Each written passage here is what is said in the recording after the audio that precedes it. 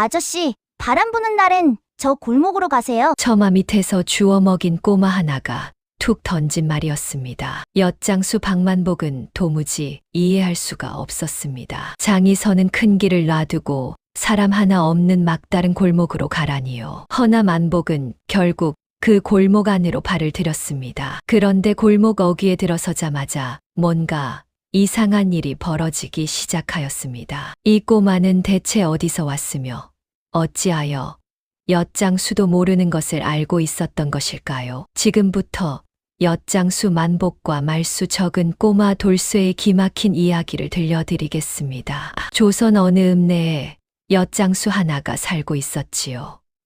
이름은 박만복. 이름 석자만큼은 복이 넘쳐흘러야 마땅하건만 정작 만복의 삶은 그 이름과는 영딴판이었으니 20해째 옆판을 지고 다녔어도 20해째 가난을 벗어나지 못한 신세였던 것이지요. 아침이면 해가 채 뜨기도 전에 옆판을 지게에 얹고 찰칵찰칵 엿가위를 울리며 읍내를 돌았으니 그 소리가 어찌나 익숙하던지 읍내 사람들은 엿가위 소리만 들어도 아, 만복이 또 왔구나 하고 알아챌 정도였습니다. 허나 안다는 것과 산다는 것은 전혀 다른 이야기였으니 사람들은 그저 알아볼 뿐 좀처럼 엿을 사지는 않았지요.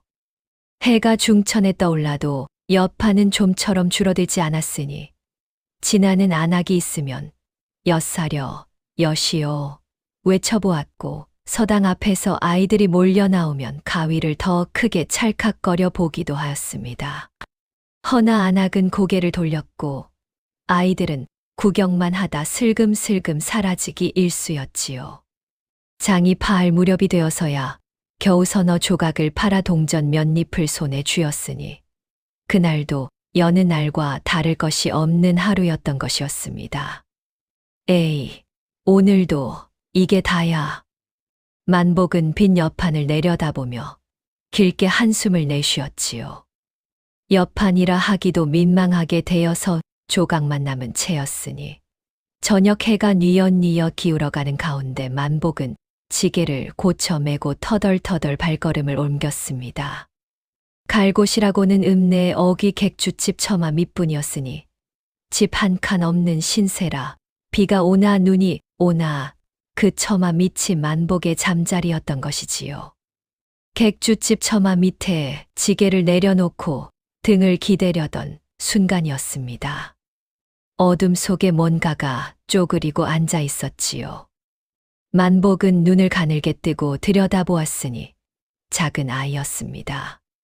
나이는 7, 8쯤 되어 보였는데 무릎을 가슴까지 끌어안은 채 처마 밑 구석에 몸을 잔뜩 웅크리고 있었던 것이었지요. 옥색이었을 저고리는 때가 타고 군데군데 기워진 채 몸보다 한치는 커 보였고 맨발에는 흙이 잔뜩 묻어 있었으니 누가 보아도 갈 곳 없는 아이였습니다. 야, 너 뭐야? 여기서 뭐 하는 거야? 아이는 대답이 없었지요. 그저 큰 눈을 말똥말똥 뜨고 만복을 올려다볼 뿐이었으니 쫓아내려고 발을 굴렀더니 꿈쩍도 하지 않았습니다. 겁을 먹기는커녕 눈 하나 깜짝하지 않으니 만복이 오히려 기가 막혔던 것이지요. 에라, 모르겠다. 만복은 옆판에서 엿 한 조각을 집어 아이 손에 쥐어 주었습니다. 쫓아내기도 못하고 그렇다고 데려가기도 못하니 그냥 내버려 두기로 한 것이었지요. 아이는 엿을 받아들고 천천히 입에 넣었으니 그러고는 다시 만복을 바라보았는데 그 눈빛이 어찌나 고요하던지 만복은 괜스레 눈길을 피하고 말았던 것이었습니다. 그날 밤 만복은 지게를 베개 삼아 처마 밑에 들어 누웠지요. 옆에는 이름도 모르는 꼬마가 여전히 무릎을 끌어안은 채 앉아 있었으니 별이 뜨고 바람이 불고 읍내가 조용해졌습니다. 만복은 그 꼬마가 거기 있는지도 잊은 채 스르르 잠이 들었던 것이었지요. 이튿날 아침 눈을 떠보니 꼬마는 사라지고 없었습니다. 잘 됐지 뭐 만복은 지게를 메고 일어서다가 멈칫하였지요. 지게 위 옆판 옆에 들풀 한 줌이 가지런히 놓여 있었으니 누가 꺾어다 올려둔 것인지 이슬이 맺힌 채 아직 싱싱하였습니다. 만복은 한동안 그 들풀을 내려다보다가 말없이 지게를 졌던 것이었습니다. 그날도 만복은 읍내를 돌았지요. 엿가위를 찰칵거렸고 외쳐보았고 또 좀처럼 팔리지 않았으니 해가 기울 무렵 터덜터덜 객주집 처마 밑으로 돌아오니 꼬마가 또 와 있었습니다. 어제와 똑같이 무릎을 끌어안고 구석에 앉아 어제와 똑같이 말똥말똥한 눈으로 만복을 올려다보고 있었던 것이지요. 너 또 왔어. 대답이 없었습니다. 이름이 뭐야? 역시 대답이 없었지요.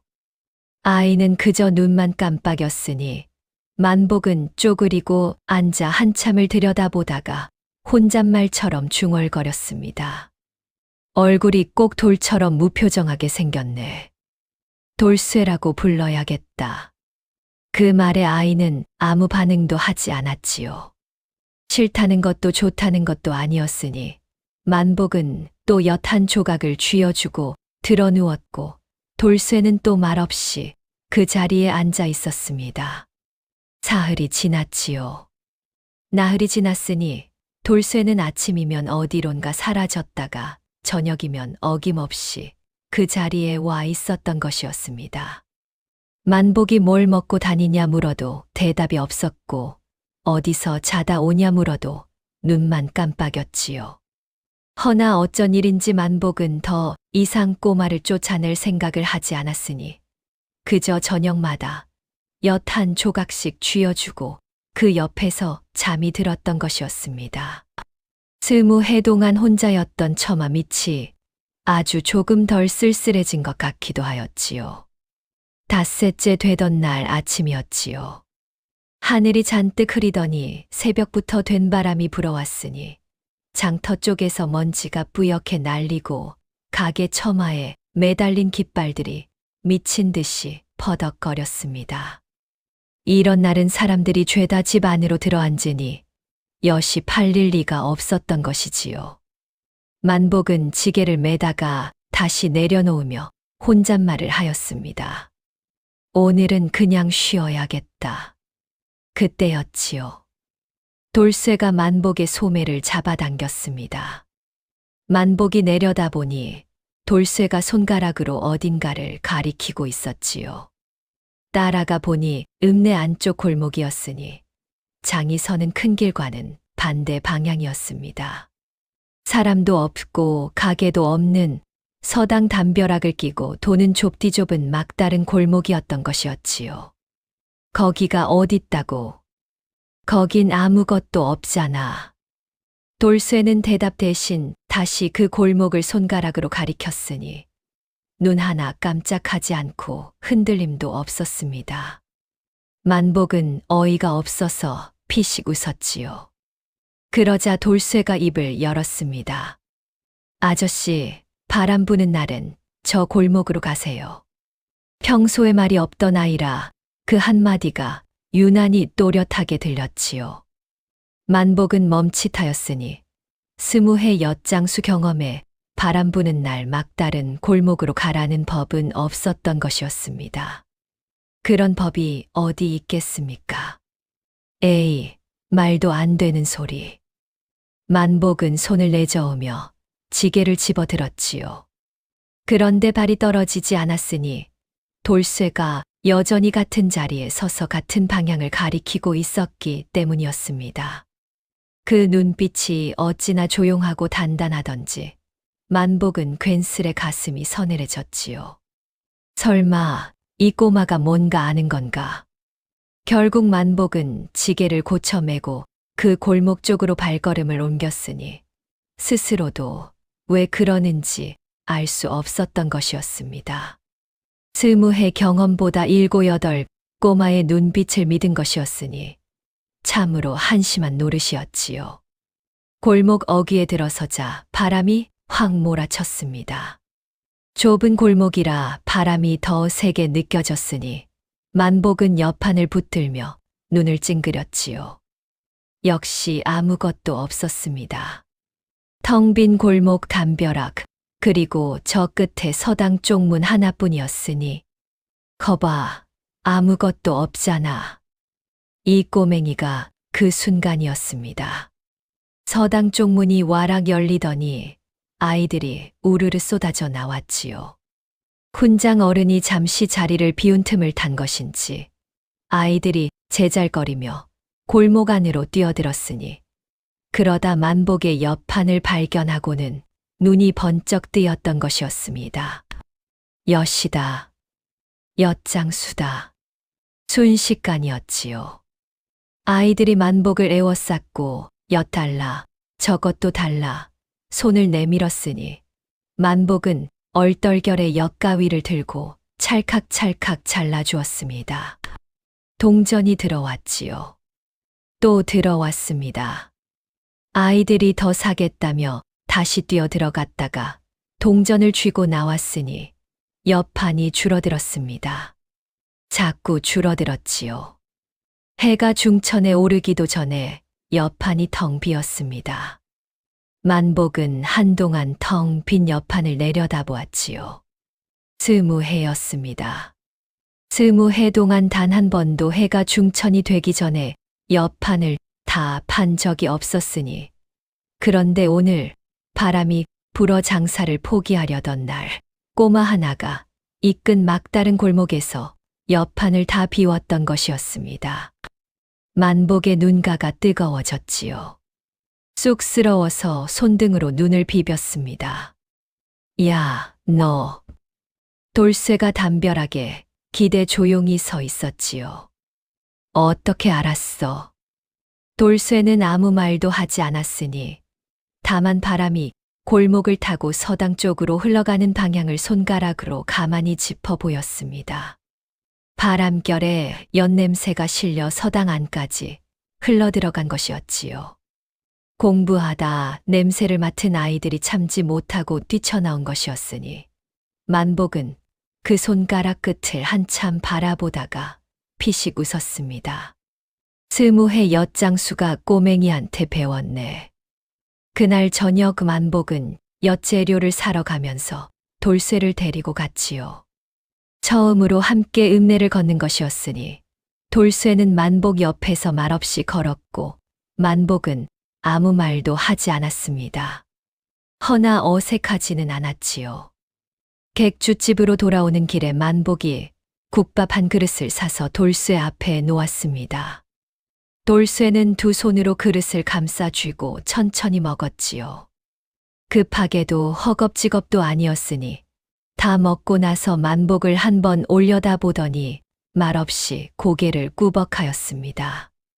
만복은 괜히 딴 데를 보며 중얼거렸지요. 뭘? 내일도 또 그 골목 데려가야 하니까 굶기면 안 되지. 돌쇠는 아무 말도 하지 않았습니다. 다만 처마 밑에 앉아 밤하늘을 올려다보는 그 눈빛이 아까보다 조금 부드러워진 것 같기도 하였지요. 그 뒤로 사흘이 지났지요. 바람 부는 날이면 돌쇠가 소매를 잡아당겼고 만복은 군말 없이 지게를 졌습니다. 서당 골목이 아닐 때도 있었으니 어떤 날은 대장간 옆 골목이었고 어떤 날은 우물가 쪽 담벼락 앞이었지요.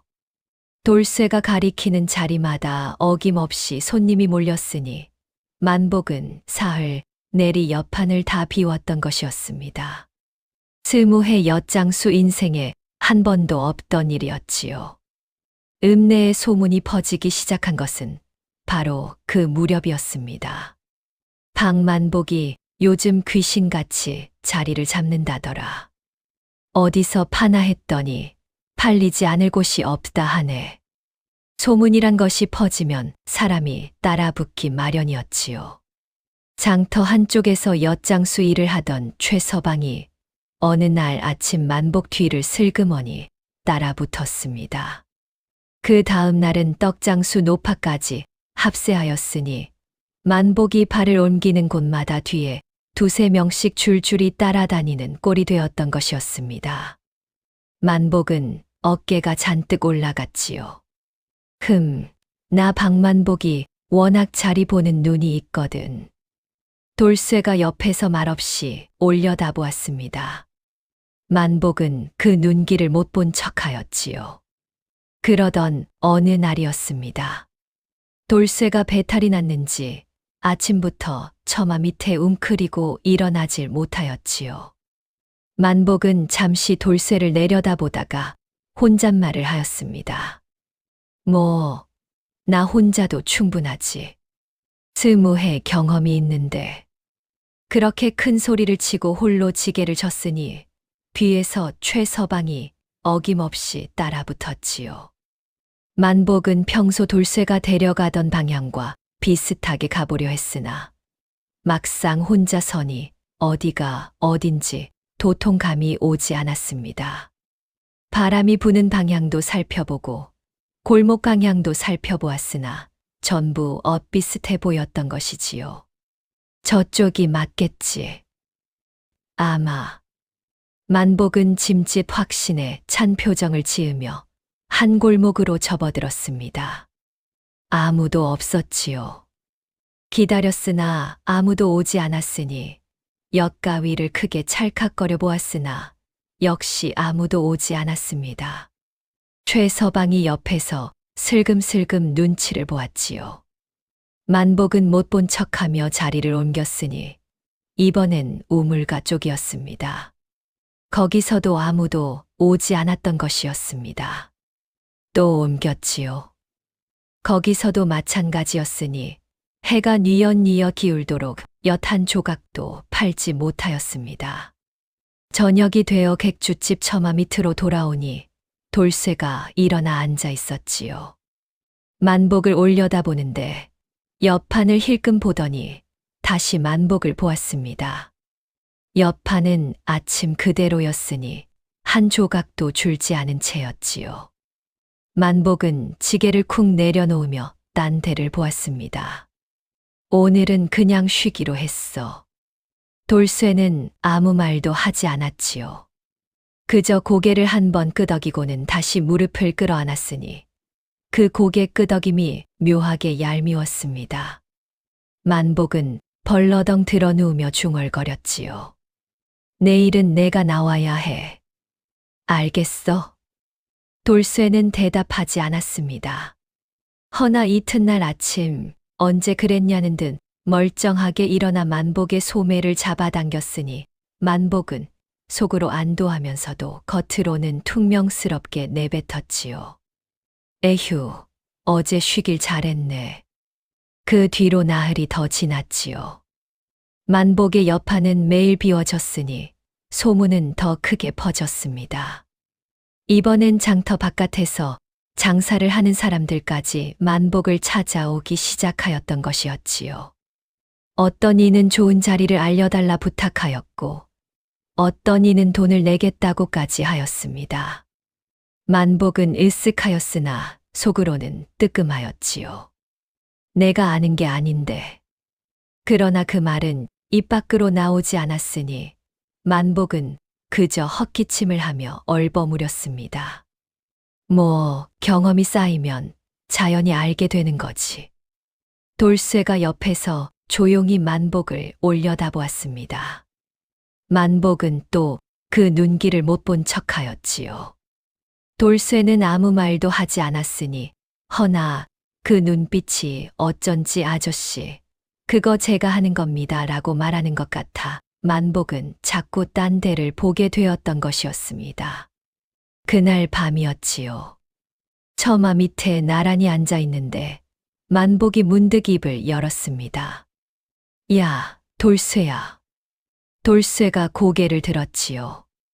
너 바람 부는 방향 보고 아는 거야? 아니면 그냥 느낌으로 아는 거야? 돌쇠는 잠시 생각하는 듯 하다가 짧게 대답하였습니다. 둘 다요. 만복은 그 말을 곱씹으며 하늘을 올려다보았지요. 별이 총총하였습니다. 한참 있다가 만복이 또 물었습니다. 너 대체 어디서 배운 거야? 그런 거. 돌쇠는 대답하지 않았지요. 그저 무릎을 끌어안고 밤하늘을 바라볼 뿐이었으니 만복은 더 묻지 않았습니다. 물어도 대답하지 않을 것을 알았기 때문이었지요. 바람이 불었습니다.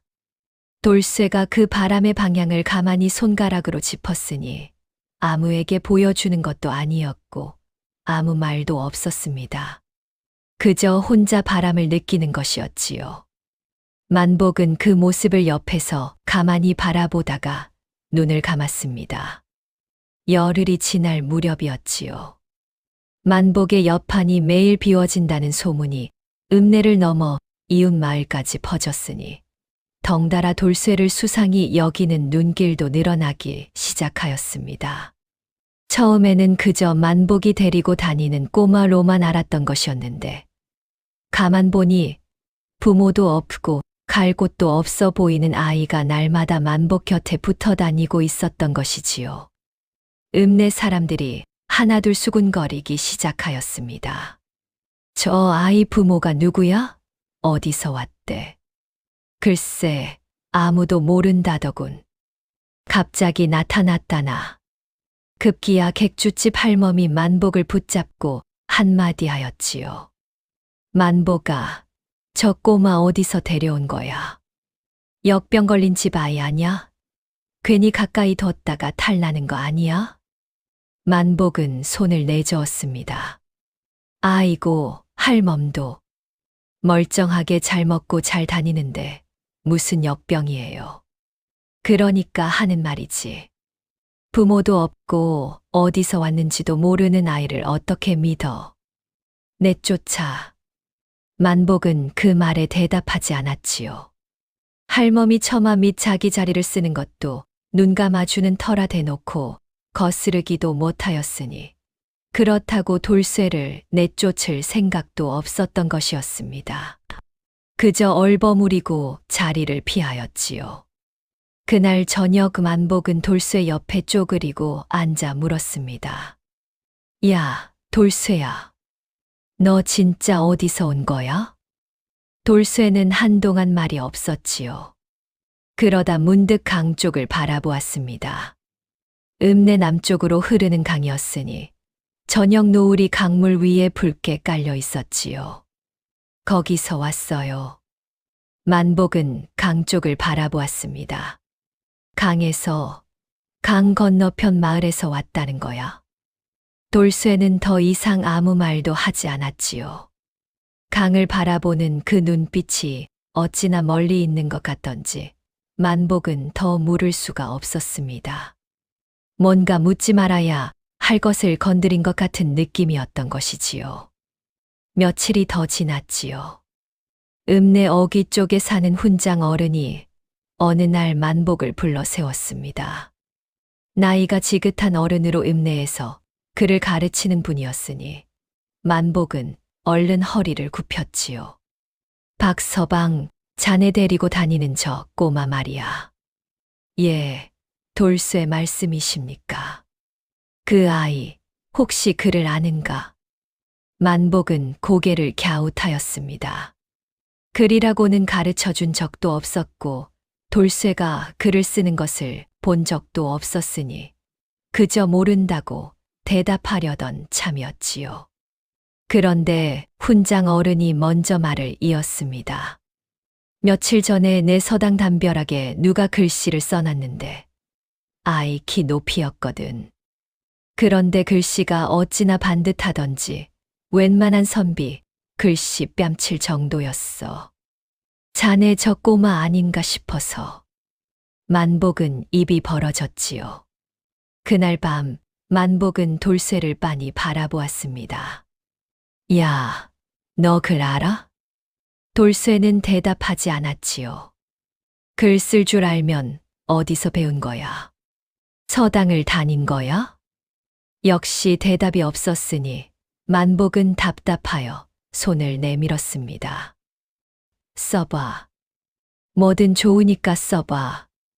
돌쇠는 잠시 만복을 바라보더니 땅바닥에 손가락을 내밀었습니다. 그러고는 천천히 그러나 주저함 없이 글자를 써내려갔지요. 만복은 눈을 가늘게 뜨고 들여다보았습니다. 클바닥에 새겨진 글자는 또렷하고 반듯하였으니 돌쇠였습니다. 아이 자신의 이름이었지요. 허나 그 옆에 또 다른 글자가 있었으니 만복은 읽을 줄을 몰라 고개를 갸웃하였습니다. 이건 뭐야? 돌쇠는 대답하지 않았지요. 손가락으로 그 글자를 한 번 짚어 보이더니 다시 강 쪽을 바라보았습니다. 만복은 그 글자를 한동안 들여다보다가 이튿날 훈장 어른을 찾아가 물었지요. 글자는 두 자였습니다. 훈장 어른이 읽어주었으니 박서방, 이건성 씨야. 양반 집성 씨. 만복은 그 말을 듣고 한동안 아무 말도 하지 못하였던 것이었습니다. 며칠 뒤였지요. 만복은 아무 내색도 하지 않았습니다. 돌쇠가 양반집 아이라는 것을 알았어도 그렇다고 대하는 것이 달라지지는 않았으니 여전히 저녁마다 엿 한 조각을 쥐어 주었고 여전히 처마 밑에 나란히 잠을 청하였지요. 허나 혼자 있을 때면 자꾸 그 두 글자가 머릿속에 맴돌았습니다. 양반집 아이가 어쩌다 이 꼴이 됐을까? 부모는 어디 있는 것일까? 강 건너에서 왔다고 하였으니 강 건너에는 무엇이 있었던 것일까? 만복은 그 물음들을 입 밖으로 꺼내지 않았지요. 꺼내봤자 돌쇠는 대답하지 않을 것이었으니 그냥 덮어두기로 하였던 것이었습니다. 그런데 그날 밤 돌쇠가 먼저 입을 열었지요. 아저씨. 만복이 눈을 떴습니다. 저 오래 있을 거예요. 만복은 한참 천장을 바라보다가 퉁명스럽게 대꾸하였지요. 알아. 쫓아내도 안 가잖아, 어차피. 돌쇠는 아무 말도 하지 않았습니다. 허나 그 짧은 침묵이 어쩐지 고맙다는 말처럼 들렸던 것이었지요. 한 달이 지날 무렵이었지요. 만복의 주머니에 동전이 제법 묵직하게 차기 시작하였습니다. 예전 같으면 하루 벌어 하루 먹기도 빠듯하였던 것이었는데 이제는 저녁마다 돌쇠와 국밥을 사 먹고도 남는 날이 생겼으니 만복은 난생 처음 느껴보는 여유가 영 어색하기도 하고 기분이 좋기도 하였지요. 그러다 보니 자연스레 욕심이라는 것이 싹 트기 시작하였던 것이었습니다. 좀 더 벌 수 있지 않을까. 만복이 처음 손을 댄 것은 엿재료였지요.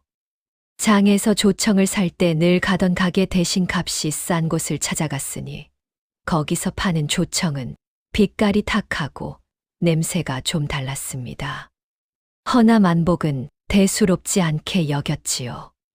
어차피 엿은 엿이었으니 값이 싸면 그만큼 남는 것이 많아지는 것이었습니다.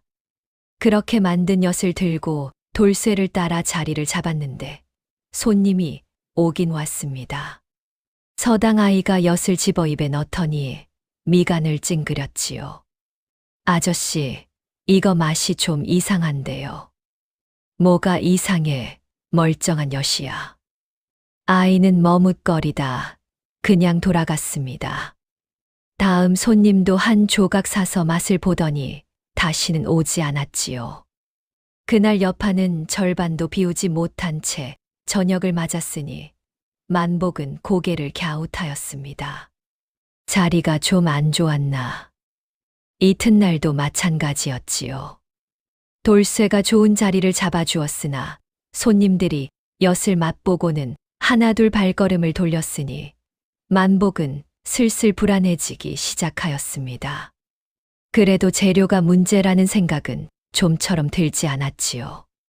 자리를 더 좋은 곳으로 옮겨보자. 가위를 더 크게 찰칵거려보자. 목소리를 더 높여보자. 별별 방법을 써보았으나 결과는 달라지지 않았습니다. 사흘째 되던 날 저녁이었지요. 돌쇠가 만복의 옆판 앞에 쪼그리고 앉아 엿을 빤히 들여다보았습니다. 그러더니 손가락으로 땅바닥에 천천히 글자를 써내려갔지요. 만복은 고개를 들이밀었습니다. 엿. 당연히 엿이지. 그걸 왜 써? 돌쇠가 고개를 저었습니다. 만복은 미간을 찌푸렸지요. 엿이 아니라고. 그럼 뭐가 문제야? 돌쇠는 대답하지 않았지요. 다만 옆판에서 엿 한 조각을 집어들더니 만복에게 내밀었습니다.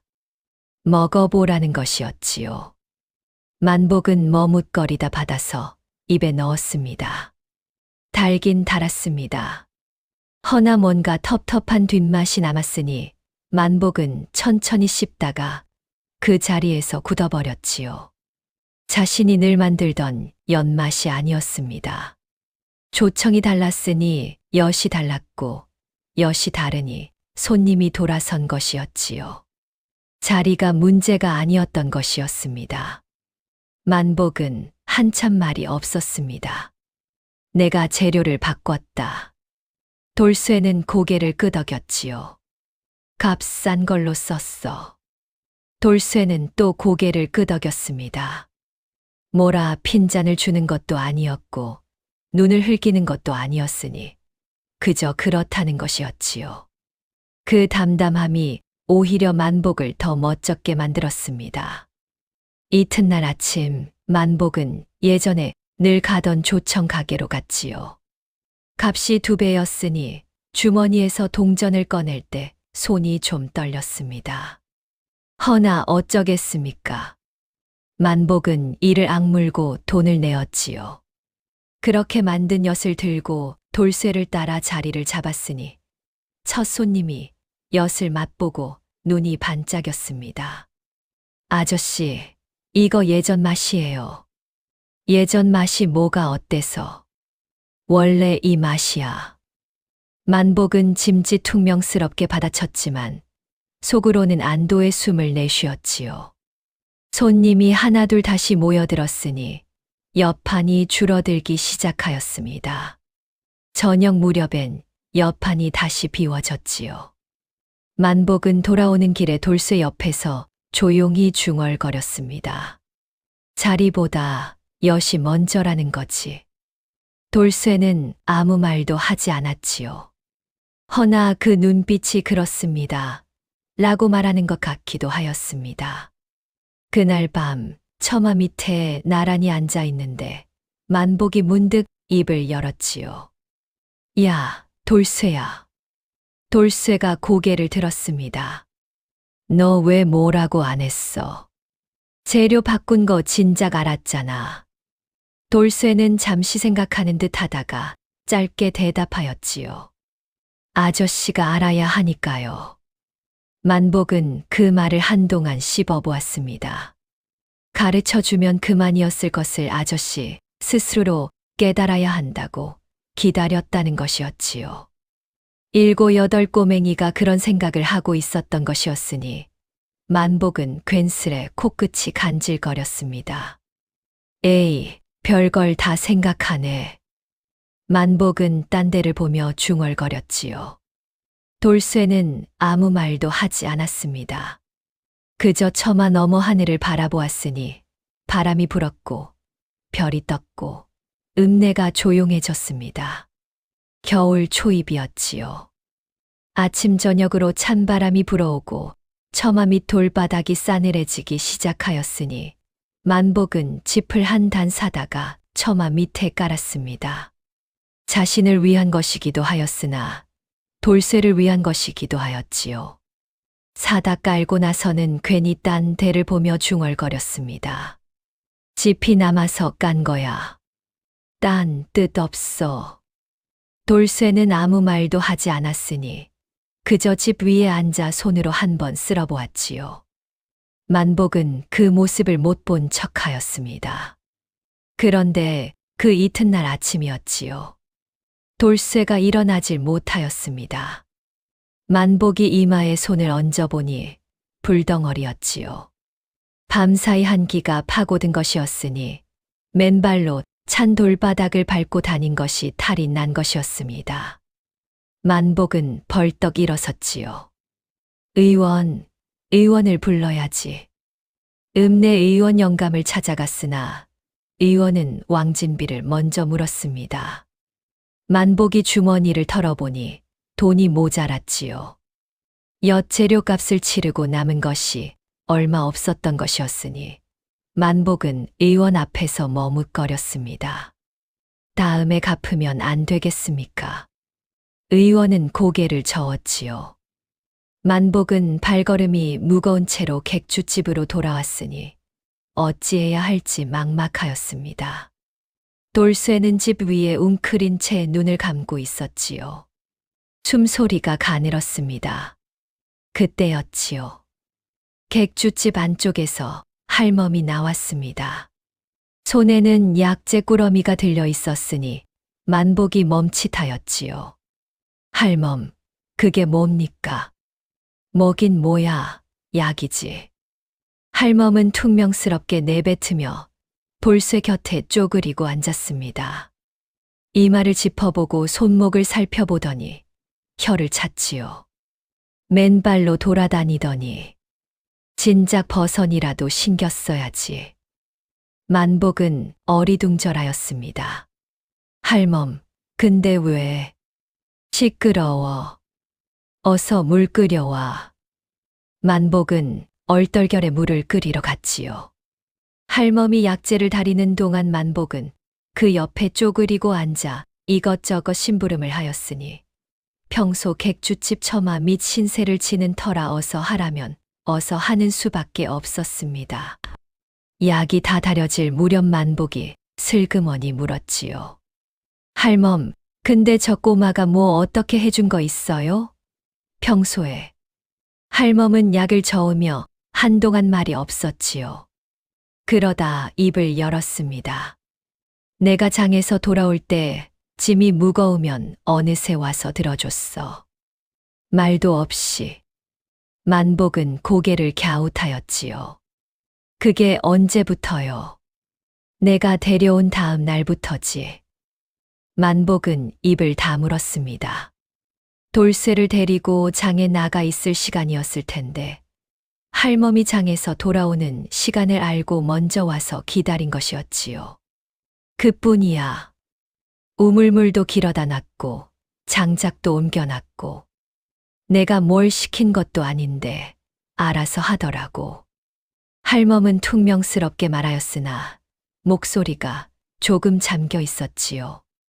만복은 아무 말도 하지 않았습니다. 처마 밑에서 매일 저녁을 보냈으면서도 돌쇠가 그런 일들을 하고 있었는지 몰랐던 것이었으니 괜스레 뒤통수가 뜨거워졌지요. 이튿날 읍내 대장간 최서방이 찾아왔지요. 만복아, 저 꼬마 아프다며. 내가 가진 약초가 좀 있는데.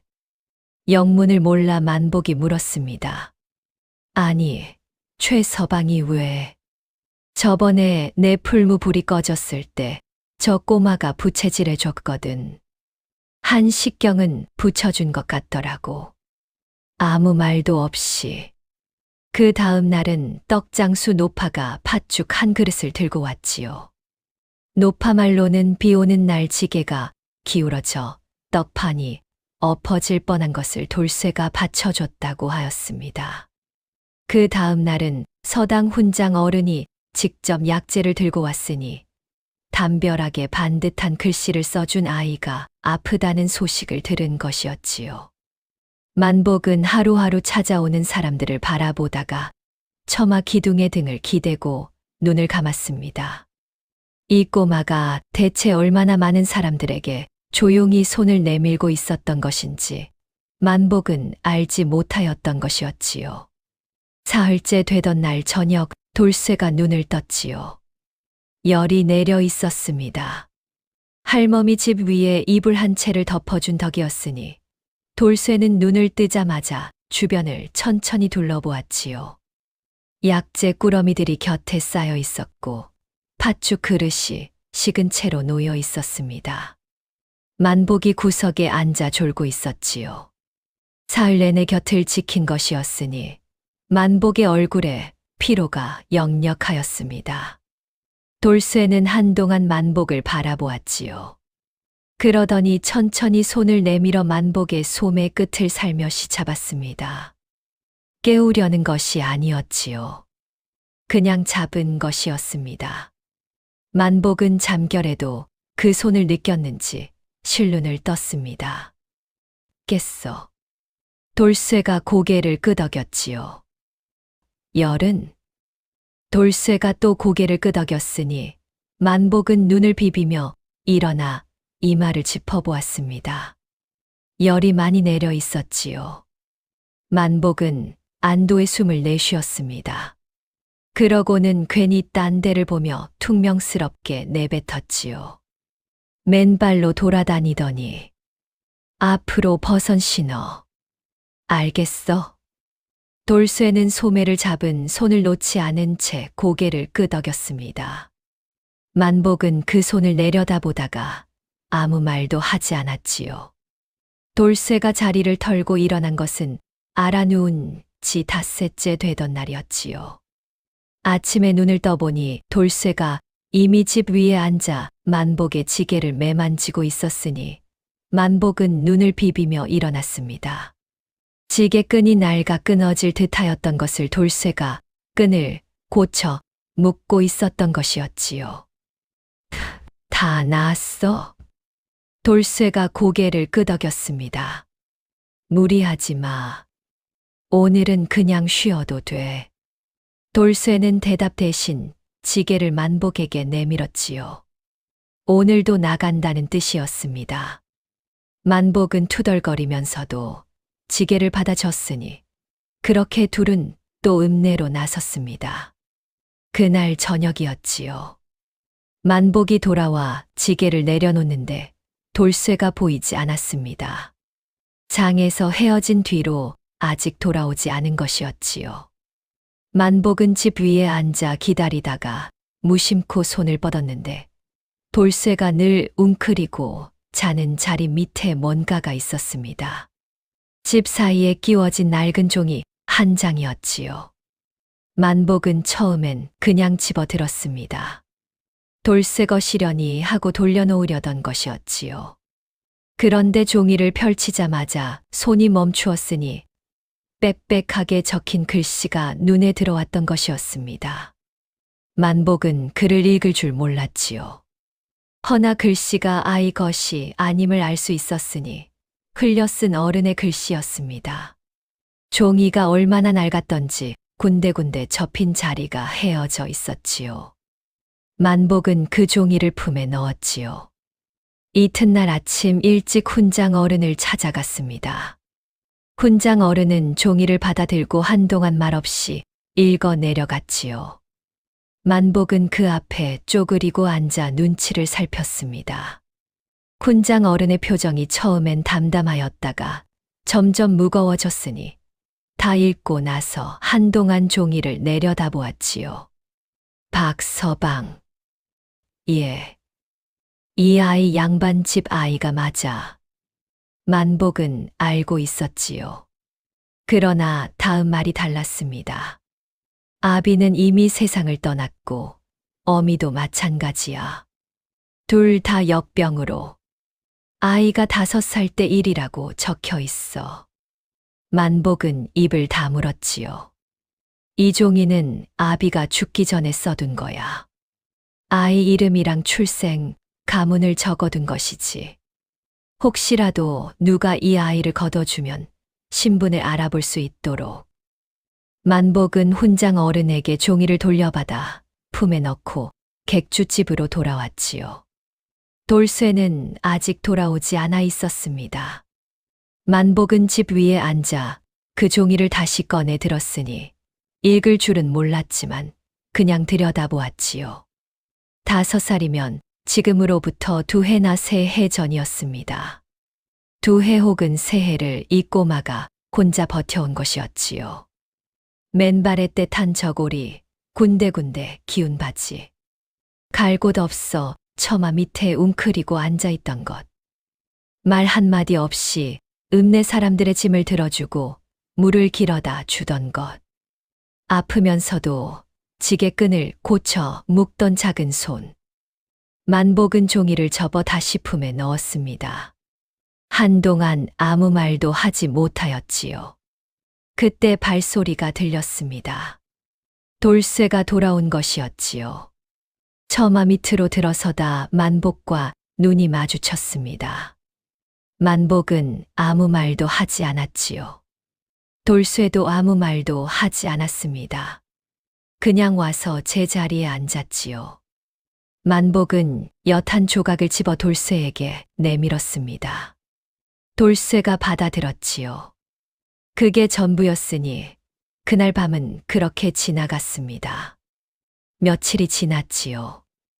만복은 낮에는 여전히 돌쇠를 따라 읍내를 돌았고 저녁에는 나란히 처마 밑에 앉았습니다. 겉으로는 달라진 것이 없었지요. 허나 만복이 돌쇠를 바라보는 눈길이 달라져 있었으니 스스로도 그것을 알았지만 어쩌할 수 없었습니다.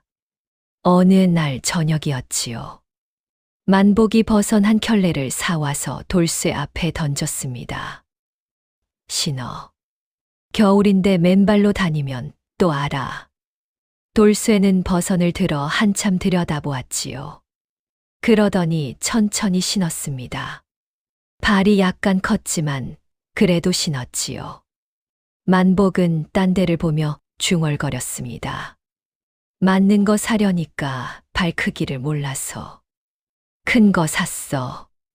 돌쇠는 버선 신은 발을 내려다보다가 아주 작게 소리도 없이 웃었지요. 만복은 그 웃음을 보았으나 못 본 척하였습니다.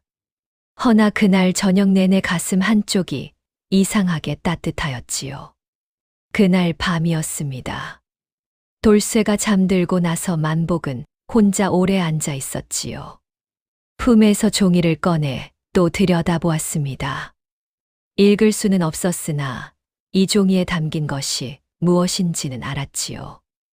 아비가 죽기 전에 아이를 위해 남긴 것이었으니 제발 누군가 이 아이를 거둬달라는 것이었습니다. 만복은 종이를 접어 품 깊숙이 넣었지요. 그러고는 잠든 돌쇠를 한번 내려다보았습니다. 버선 씨는 발이 집 위에 가지런히 놓여 있었지요. 만복은 아무 말도 하지 않았습니다. 그냥 들어 누웠지요. 별이 떴습니다. 바람이 불었습니다. 한동안 눈을 뜬 채로 있다가 만복이 혼잣말처럼 중얼거렸지요. 아무 데도 가지 마라. 돌쇠는 잠들어 있었으니 들었는지 못 들었는지 알 수 없었습니다. 겨울이 깊어지던 어느 날이었지요. 읍내에 방이 하나 붙었습니다. 만복이 장터를 돌다 사람들이 웅성거리는 곳에 끼어들어 들여다보았으니 새로 부임한 관리가 장터 노점상들에게 세를 올려받겠다는 내용이었습니다. 그것도 예전의 2배였지요. 지금까지 내던 것에 2배를 내지 않으면 장터에서 장사를 할 수 없다는 것이었으니 읍내 장사꾼들이 술렁이기 시작하였습니다. 이게 무슨 소리야? 갑자기 2배가 어딨어? 새로 온 관리가 기어코 한몫 챙기려는 거지. 우리더러 어쩌라고. 만복도 가슴이 철렁하였지요. 요즘 들어 겨우 숨통이 트이기 시작하였는데 2배를 내고 나면 남는 것이 없었습니다. 그날 저녁 만복은 처마 밑에 주저앉아 한숨을 내쉬었습니다. 에이, 이제 좀 되나 싶었더니 돌쇠가 옆에서 만복을 바라보았지요. 만복은 허공을 보며 중얼거렸습니다. 장터 세를 2배로 올린대. 그거 내고 나면 엿 재료값도 빠듯해. 어쩌겠어. 장터를 못 쓰면 그냥 길거리에서 파는 수밖에 없는데 길거리에선 사람이 없으니. 돌쇠는 한동안 말이 없었지요. 그러다 일어섰습니다. 만복이 올려다보니 돌쇠가 읍내 바깥 방향을 손가락으로 가리키고 있었지요. 또 골목이야? 돌쇠가 고개를 저었습니다. 골목이 아니라 훨씬 더 먼 곳이었지요. 읍내 외곽 큰 길 쪽이었습니다. 거기는 아무것도 없잖아. 읍내 사람들이 거기까지 엿을 사러 나오겠어. 돌쇠는 고개를 저었지요. 읍내 사람이 아니라는 것이었습니다. 만복은 미간을 찌푸렸으니 읍내 사람이 아니면 누구겠느냐는 것이었지요. 거기서 파세요. 돌쇠가 짧게 말하였습니다. 만복은 한동안 그 손가락 끝을 바라보았지요. 첫날 골목을 가리키던 때가 떠올랐습니다. 그때도 이랬으니 만복은 결국 입을 다물고 드러누웠지요. 이튿날 아침이었습니다. 만복은 돌쇠를 따라 읍내 외곽 큰 길로 나섰지요. 장터와는 반대 방향이었으니 난생 처음 가보는 길이었습니다. 읍내를 벗어나자 길이 넓어졌고 양쪽으로 논밭이 펼쳐졌지요. 인적이 없었습니다. 만복은 중얼거렸습니다. 역시 아무도 없잖아. 그런데 돌쇠가 멈춰 선 자리는 길이 두 갈래로 나뉘는 곳이었지요. 이 읍내와 저 읍내를 잇는 길목이었으니 다른 고을에서 오는 나그네들이 반드시 지나야 하는 자리였습니다. 한 식경쯤 지났을까요? 저 멀리서 나그네 둘이 걸어오는 것이 보였지요. 보따리를 진 것을 보니 먼 길을 온 것이 분명하였습니다. 만복은 얼른 엿가위를 찰칵거렸지요. 나그네들이 멈추었습니다. 엿장수다. 여기서 다 보내. 마침 출출하던 참이었는데 나그네들이 엿을 샀지요. 그러고 얼마 지나지 않아 이번엔 반대편에서 장꾼 서너시 걸어왔습니다. 이 고을 저 고을을 다니며 장사를 하는 사람들이었으니 길을 걷다 엿냄새를 맡고 달려들었지요. 그 뒤로 또 나그네가 왔고 또 장꾼이 왔습니다. 읍내 장터와는 달랐지요. 장터에서는 사람들이 엿을 살까 말까 망설이는 경우가 많았으니 이미 다른 먹을 것을 사 먹은 뒤였기 때문이었습니다. 허나 먼 길을 걸어온 나그네들은 달랐지요. 출출하고 지친 몸에 달콤한 엿 한 조각이 반갑지 않을 수 없었던 것이었습니다. 해가 기울기도 전에 엿판이 비워졌지요. 돌아오는 길에 만복은 한동안 말이 없었습니다. 장터 세를 2배로 올린다 하였으니 겁이 덜컥 났었는데 장터 바깥에 이런 자리가 있었던 것이지요. 읍내 사람들만 손님으로 여겼으니 길목이 보이지 않았던 것이었습니다. 만복은 걸으면서 돌쇠를 힐끔 내려다보았지요. 너 이걸 어떻게 알았어? 돌쇠는 대답하지 않았습니다. 길목이면 나그네가 온다는 걸 어떻게 생각했냐고. 돌쇠가 잠시 걷다가 짧게 말하였지요. 저도 나그네였으니까요. 만복은 그 말에 발이 멈추었습니다. 돌쇠는 멈추지 않고 계속 걸었지요. 만복은 멈춘 채로 돌쇠의 뒷모습을 바라보았습니다. 버선 씨는 발이 마른 겨울 흙길을 걷고 있었지요. 저도 나그네였으니까요. 강 건너에서 왔다고 하였으니 혼자 강을 건너 이 읍내까지 걸어온 것이었습니다. 5살부터 혼자였다고 하였으니 그 긴 길을 이 꼬마가 혼자 걸어온 것이었지요. 출출하고 지쳐도 달콤한 것 하나 사 먹을 돈이 없었을 것이었습니다. 만복은 눈을 한 번 세게 감았다가 뜨고 돌쇠를 따라 걸었지요. 야, 예, 잘했어. 돌쇠는 대답하지 않았습니다. 허나 걸음이 아주 조금 느려진 것 같기도 하였지요. 그 뒤로 닷새가 지났지요. 만복은 매일 그 길목으로 나갔습니다. 소문이 퍼진 것인지 나그네들이 일부러 찾아오는 경우도 생겼으니 장터 새 걱정은 어느새 사라졌던 것이었지요. 오히려 장터보다 더 잘 팔리는 날도 있었습니다. 장터 새를 올린 관리가 만복이 장터에 나오지 않는다는 소식을 듣고 불러들였지요. 만복은 꾸벅절을 하고 말하였습니다. 소인은 장터가 아닌 곳에서 팔고 있으니 새를 낼 이유가 없습니다. 관리는 얼굴이 붉어졌지요. 허나 법으로는 따질 수가 없었으니 만복을 돌려보낼 수밖에 없었습니다. 만복은 객주집으로 돌아와 돌쇠 앞에 앉았지요. 관아 나리가 나 불렀다가 돌려보냈어. 돌쇠가 고개를 들었습니다. 덕분에 큰 소리 쳤지. 돌쇠는 아무 말도 하지 않았지요. 만복은 피식 웃었습니다. 야, 너 아니었으면 어쩔 뻔했냐. 겨울이 막바지에 접어든 어느 날이었지요. 만복이 길목에서 여판을 비우고 돌아오는 길이었습니다. 돌쇠는 늘 그렇듯 만복 옆에서 말없이 걷고 있었지요. 읍내 어귀에 들어서는데 객주집 앞에 낯선 노인 하나가 서 있었으니 나이는 예순이 훌쩍 넘어 보였고 지팡이를 짚고 있었습니다. 행색을 보아하니 먼 길을 걸어온 것이 분명하였지요.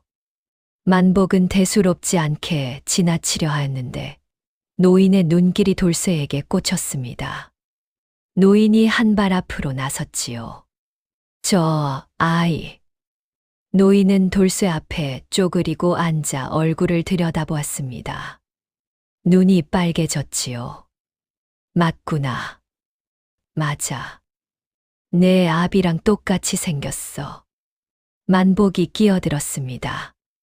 어르신, 이 아이를 아십니까? 노인이 일어서며 말하였지요. 내가 이 아이 아비의 먼 친척 되는 사람이요. 역병이 돌대 같은 고을에 살았지요. 그때 이 아이가 사라졌다는 말을 듣고 찾아다녔는데 이렇게 여기서 보게 될 줄은 몰랐소. 만복은 돌쇠를 내려다보았습니다. 돌쇠는 노인을 올려다보고 있었지요. 표정을 읽을 수가 없었으니 반가운 것인지 두려운 것인지 알 수가 없었습니다. 그날 밤이었지요. 노인은 객주집 방을 하나 얻어 묵게 되었습니다. 만복은 처마 밑에 돌쇠와 나란히 앉았으나 좀처럼 말이 나오지 않았지요. 먼저 입을 연 것은 만복이었습니다. 저 어르신이 데려가겠다고 하면 어쩔 거야.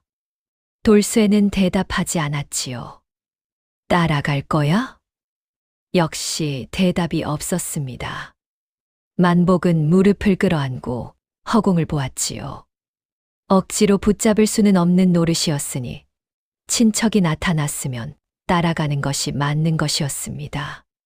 돌쇠가 양반집 아이라는 것도 알았으니 제대로 된 곳에서 글도 배우고 살아야 하는 것이었지요. 허나 만복은 그 말을 선뜻 입 밖으로 꺼낼 수가 없었습니다. 이튿날 아침이었습니다. 노인이 만복을 불러 앉혔지요. 박서방, 이 아이를 내가 데려가도 되겠소. 만복은 잠시 말이 없었습니다. 그러다 대답하였지요. 제가 결정할 일이 아닙니다. 돌쇠한테 물어보십시오. 노인이 돌쇠를 바라보았습니다. 돌쇠는 노인과 만복을 번갈아 보았지요. 한동안 침묵이 흘렀습니다. 만복은 돌쇠를 보지 않으려 애썼으니 보면 자꾸 잡아두고 싶어질 것 같았기 때문이었지요. 그때 돌쇠가 입을 열었습니다. 저는 여기 있을 거예요. 만복이 고개를 들었지요. 어르신 따라가지 않겠습니다.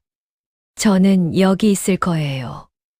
노인에게도 만복에게도 같은 말이었으니 짧았지만 흔들림이 없었습니다. 만복은 아무 말도 하지 않았지요. 허나 가슴 한쪽에서 뭔가 풀리는 것 같았습니다. 노인은 한동안 돌쇠를 바라보다가 긴 숨을 내쉬었지요. 그래. 내 뜻이 그렇다면. 노인은 자리에서 일어났습니다. 그러더니 만복을 바라보았지요. 박서방, 이 아이를 잘 부탁하오. 내가 보니 이 아이 곁에 있어야 할 사람이 따로 있는 것 같소. 만복은 멋쩍게 뒷머리를 긁적였지요. 뭘, 그냥 같이 있는 거지요. 노인이 피식 웃었습니다. 그러고는 지팡이를 짚고 일어서려다 멈추었지요. 품에서 뭔가를 꺼내 만복에게 내밀었습니다. 낡은 문서 한 장이었지요. 이건 내가 가지고 있던 거요. 이 아이 아비가 살아있을 때 가문 문서를 두 부 만들었는데 한 부는 아이 품에, 한 부는 내가 가지고 있었지요. 박서방이 가지고 있으시오. 언젠가 쓸 날이 올 것이오. 만복은 그 문서를 받아들었습니다. 무거웠지요. 종이 무게가 아니라 그 안에 담긴 것이 무거웠던 것이었습니다. 노인이 떠난 뒤였지요. 만복과 돌쇠는 나란히 객주집 마당에 서 있었습니다. 노인의 뒷모습이 읍내 어귀를 돌아 사라지는 것을 둘 다 바라보았지요. 한참이 지나도 아무도 말하지 않았습니다. 먼저 움직인 것은 돌쇠였지요. 만복의 소매를 잡아당겼습니다. 길목으로 나가자는 것이었지요. 만복은 피식 웃었습니다. 알았어, 알았어. 가자. 지게를 메고 걸음을 옮기는데 만복이 걸으면서 물었지요. 야, 왜 안 갔어? 돌쇠가 걸으면서 대답하였습니다. 아저씨한테 아직 할 일이 남았으니까요. 만복은 그 말을 한동안 씹어보았지요. 할 일이 남았다는 것이었으니 자신을 위해 남은 것인지 만복을 위해 남은 것인지 알 수 없었습니다. 허나 어느 쪽이든 상관없었지요. 나란히 걸었습니다. 겨울 끝자락에 바람이 불었으니 돌쇠가 그 바람의 방향을 손가락으로 가만히 짚었습니다. 만복은 그 손가락 끝을 보며 말하였지요. 오늘은 어디야? 조금 더 가세요. 그렇게 둘은 겨울 길을 걸었습니다. 봄이 왔지요. 겨울 내내 맨발로 찬 돌바닥을 딛고 다니던 돌쇠가 벗은 신은 발로 봄 흙을 밟았으니 만복은 그 모습을 보며 괜히 흐뭇하였습니다. 길목 장사가 자리를 잡은 지도 어느새 두 달이 넘었지요.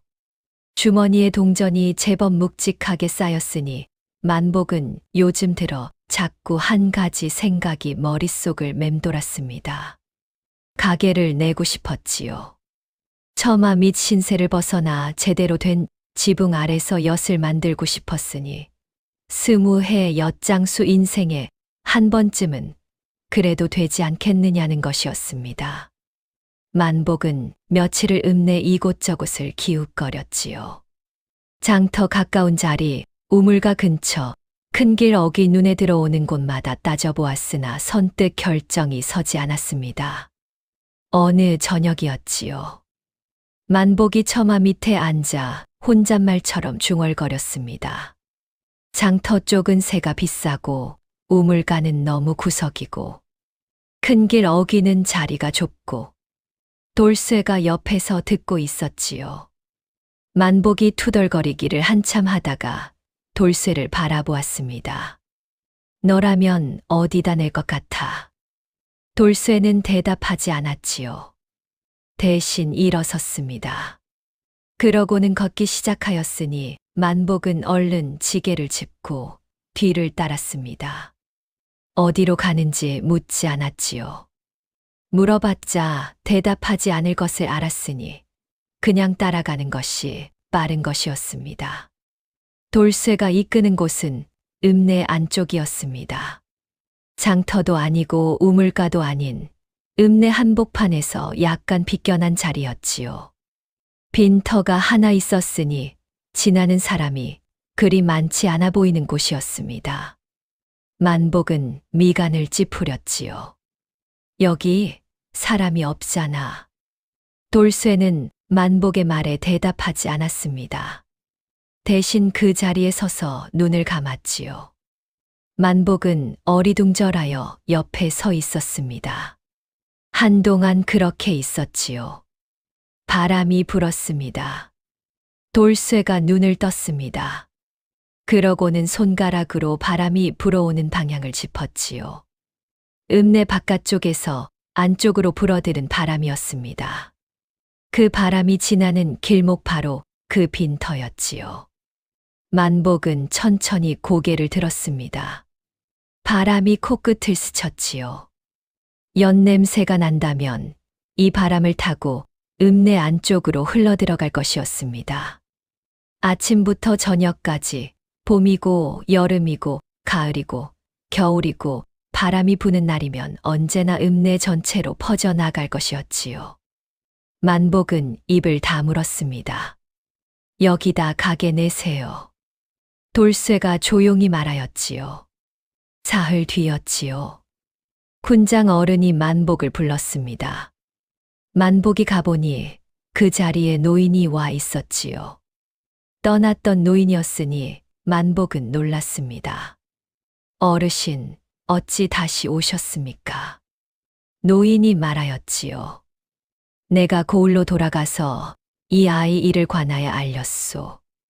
아비가 남긴 문서가 두 부 다 갖춰졌으니 신분을 회복할 수 있소. 군장 어른이 끼어들었습니다. 내가 이 읍내 관아의 말을 넣어두었소. 박서방이 가지고 있는 문서와 노인장이 가져온 문서를 대조하면 되는 일이오.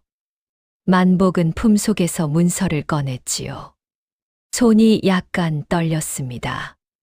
돌쇠를 내려다보았으니 돌쇠는 그 문서를 바라보고 있었지요. 표정이 여전히 고요하였으나 눈빛이 아주 조금 떨리는 것 같기도 하였습니다. 관아에서 나온 것은 오시가 지날 무렵이었지요. 돌쇠의 신분이 공식으로 회복되었습니다. 관아 관리가 문서에 도장을 찍고 돌려주었으니 이제 이 아이는 양반집 자제였지요. 만복은 문서를 받아 들고 한동안 멍하니 서 있었습니다. 돌쇠는 그 문서를 받아 들고 천천히 내려다보았지요. 아비가 써둔 이름이, 가문이, 출생이 적힌 종이었으니 돌쇠의 손가락이 글자 위를 천천히 스쳤습니다. 만복은 그 모습을 보다가 딴 데를 보았지요. 눈물을 보이는 것이 쑥스러웠던 것이었습니다. 개업날은 봄이 한창인 날이었지요. 빈 터에 작은 가게가 들어섰습니다. 판자 두어 장과 기둥 몇 개로 만든 소박한 것이었으나 만복에게는 20해 만에 처음으로 생긴 지붕이었지요. 옆판을 가게 앞에 내어놓고 엿가위를 찰칵거렸으니 바람이 불어왔습니다. 돌쇠가 말한 대로였지요. 연냄새가 바람을 타고 읍내 안쪽으로 흘러들어갔으니 얼마 지나지 않아 사람들이 하나둘 찾아왔습니다. 객주집 할멈도 왔지요. 엿 한 조각을 집어들더니 퉁명스럽게 말하였습니다. 자리 잘 잡았네. 만복은 으쓱하였지요. 뭘, 제가 좀 보는 눈이 있거든요. 할멈이 돌쇠를 힐끔 보았습니다. 만복도 돌쇠를 보았지요. 돌쇠는 가게 한쪽에 서서 오가는 사람들을 조용히 바라보고 있었습니다. 만복은 피식 웃었지요. 알았어, 알았어. 얘가 잡은 거야. 저녁이 되었지요. 첫날 장사를 마친 만복이 가게 앞에 걸터 앉아 엿 한 조각을 입에 넣었습니다. 돌쇠도 옆에 앉았지요. 만복이 엿 한 조각을 집어 돌쇠에게 내밀었습니다. 돌쇠가 받아들었지요. 한동안 둘이 나란히 앉아 있었습니다. 봄바람이 불었지요. 돌쇠가 그 바람의 방향을 손가락으로 가만히 짚었습니다. 만복이 그 손가락 끝을 따라 바라보았지요. 바람이 읍내 안쪽으로 흘러들어가고 있었습니다. 연냄새가 실려가고 있었지요. 만복이 물었습니다. 야, 인제 뭐라고 불러야 하냐? 신분도 회복됐는데. 돌쇠는 한동안 바람을 바라보다가 만복의 손을 꼭 잡았습니다. 처음이었지요. 돌쇠가 먼저 손을 잡은 것은 처음이었습니다. 그러고는 말하였지요. 그냥 돌쇠요. 만복은 그 손을 내려다보았습니다. 작고 차가운 손이었지요. 한동안 아무 말도 하지 않았으니 그냥 그 손을 잡고 있었습니다. 바람이 또 불었지요. 봄이었습니다. 오늘 들려드릴 이야기는 여기서 마칩니다. 끝까지 시청해 주셔서 진심으로 감사드립니다.